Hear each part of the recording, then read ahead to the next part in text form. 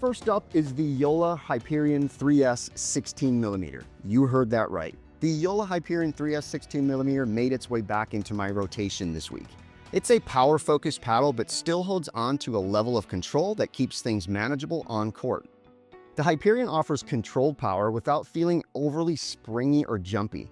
There's none of that trampoline effect you get with livelier cores like the Mod TA15, or very little.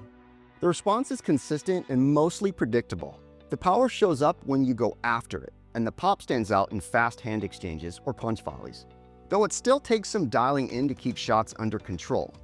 That's usually the trade-off with power paddles. More power and pop can mean less control, but the Hyperion strikes a balance that works. Even after more court time, it holds its predictable response without becoming overly hot or hard to manage. But make no mistakes, a control paddle this is not. The swing weight is 115.4, which falls in the 52nd percentile, which keeps it in the middle of the road for both stability and maneuverability. It's balanced enough to play well out of the box, but still leaves room for customization. I added a 4-inch strip of tungsten tape, 5 grams per inch from Bodhi, along the sides to bump up the sweet spot and improve stability. The stock twist weight is 6.2, that falls in the 22nd percentile. But with the added weight, I got it up to 6.8. It's still not the most forgiving on off-center hits, but for an elongated paddle, the sweet spot felt solid.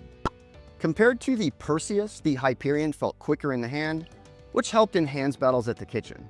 It still had enough heft for plow-through on drives, so I didn't feel like I was giving up power for that added speed. Serves clocked in at 56.6 miles per hour, which falls in the 60th percentile. Punch volleys hit 36.7 miles per hour, which is the 46th percentile, which felt balanced, quick enough for fast exchanges, but not so hot that I had to hold back. Spin came in at 2,188 RPM, 34th percentile. The Hyperion's feel is slightly muted, but there's still enough dwell time to manage softer shots like dinks and drops.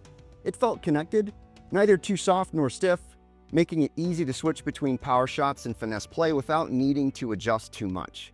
One thing I don't like about the 16mm 3S series in general is the handle. JOOLA went with a 4.25-inch circumference on the 16mm and a 4.125 on the 14mm. I prefer the slimmer 4.125, which feels better in my hands. Overall, the JOOLA Hyperion 16mm stands out as my favorite in the 3S lineup.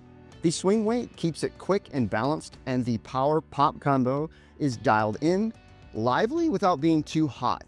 It's easy to fine-tune if you want, but it plays well stock.